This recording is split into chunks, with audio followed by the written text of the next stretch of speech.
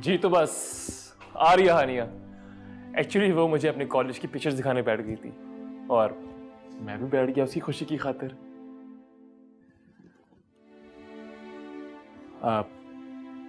आप लोगों ने माइंड तो नहीं किया? नहीं नहीं, अब क्यों बुरा लगेगा।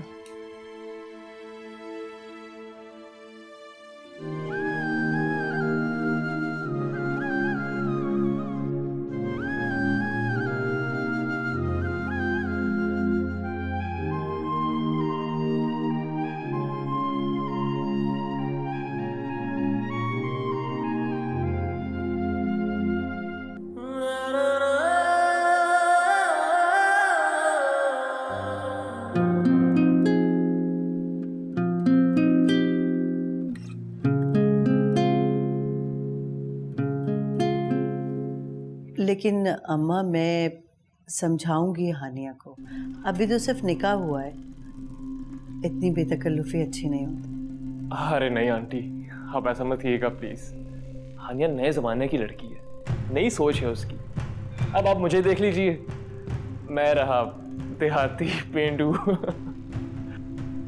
अगर आप उसे कुछ बोलेंगी ना तो वो समझेगी मैंने आपको कहा बोलने के लिए। आओ हानिया, चले। अच्छा बेटा, तुम दोनों कब आओगे वापस? आप इसी से पूछ लीजिए, जैसे ही कंफर्टेबल हो। हम जल्दी आएंगे। हाँ बेटा, जल्दी आ जाना। देर हो जाती है तो ऑफिस से ज़्यादा मैं परेशान हो जाती हूँ। दरअसल इसके बगैर मेरा दिल नहीं लगता ना। दादो आप परेशान क्यों हो रही हैं? जल्दी आ जाएंगे हम लोग। हाँ अनिया, जल्दी आ जाना, इसलिए कि इसी हफ्ते तो मुझे गांव वापस जाना है और पैकिंग में तुम ही तो मेरी मदद कराओगी।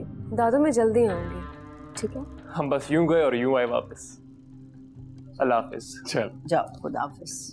चलो, अल्लाह हाफिज। अल्लाह हाफिज। खुदा हाफिज बेटा। वालेकुम सलाम।